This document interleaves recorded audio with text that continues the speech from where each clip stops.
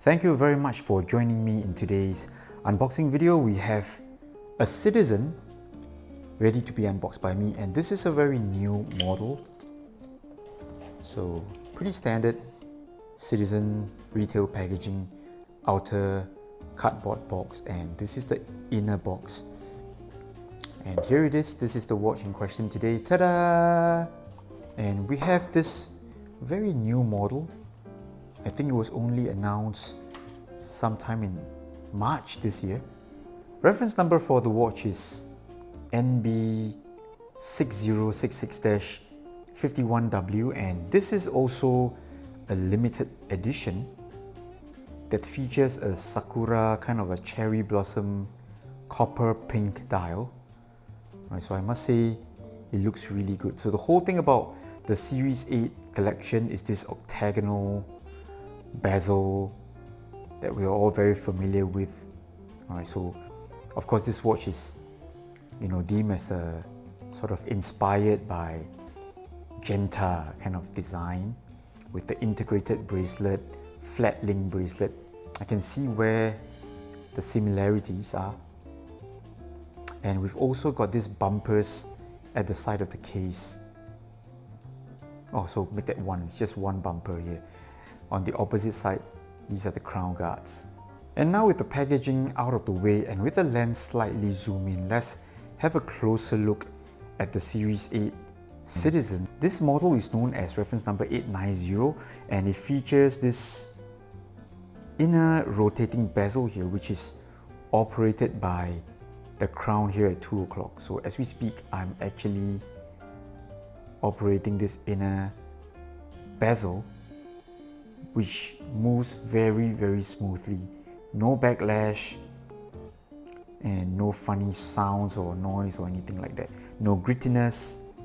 Feels really good, although I'm having a bit of problems with the reflections here in the studio. Okay, so maybe I should position the watch just a bit further from the lens. This dial here looks really good, but there's a bit of reflection going on because it's so shiny. So overall, I would say, this one really feels like a much more premium version compared to the other Citizen watches I've handled. We're not talking about the Citizen Chronomasters. Those are, on a different level altogether, but this is definitely better than your average $500 to $1,000 category. Just have a look at the clasp or the buckle here. It's a twin button release thing, and this is very different from the Fujitsu divers I've handled. I don't think those watches come with this buckle here or this clasp here that looks really cool. It's even got some sort of etching here on the buttons. Feels good, alright, and we've got a solid Caesar or butterfly going on with a really nice curve here. So have a look at the intricate work done on this dial. Alright, copper pink dial that sort of is inspired by cherry blossoms in full bloom. Now coincidentally, I just came back from a holiday where cherry blossoms are in season. So I think it's pretty apt that I'm reviewing this watch. So this bumper here does have 2 screws here, and I think these are real functioning screws. I have no confirmation on that. I'm not going to try and unscrew these things and all that. This is a loan set from our boutique, and I really thank Eric for always generously loaning me all these brand new watches.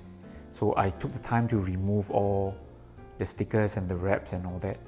Alright, these are brand new watches, never been touched. I'm liking the mostly brush finishes, like I always do, and it does look very similar to the familiar Genta designs and even say a PRX with all the faceting and the angular designs, as well as this flat link bracelet. Although it is not entirely flat, from the side of the bracelet you can see that each link is actually rounded off. And we've also got really nice chamfers and bevels going on all over the watch. So obviously this is marketed as a smart sports watch kind of design. Alright, so not your usual rugged 300-meter diver, so doesn't have a screw-in crown, screw-down crown. And both the crowns here, they are done in a gunmetal type of finish. Again, these are not your usual entry-level mechanical watches from Citizen. If I'm not wrong, this has a retail price close to about 2,000 Singapore dollars. On hand, I'm sort of liking the design, but I'm not a big fan of inner rotate bezels. Although this one here works really well. And now let's have a look at the quick zoom out stage wrist shot of the Series 8 890 on my wrist. So this is not a small watch. It is about 42 millimeters K size. That's measuring the 3 to 9 o'clock. But we've got bumpers and all that stuff, so the dial here is not that big. If I'm not wrong, it's about 35 or so, 34 to 35 mm. Again, I'm going to do a full measurement in my detailed review. So L to L looks really cool, really good. Not so much of a lug gap or lug overhang. I do feel that this watch sort of needs a more dramatic tapering. As it is, it could be a 24 to 20, right? It feels really wide here. I think if it goes down to 17 or 18, it will be much better.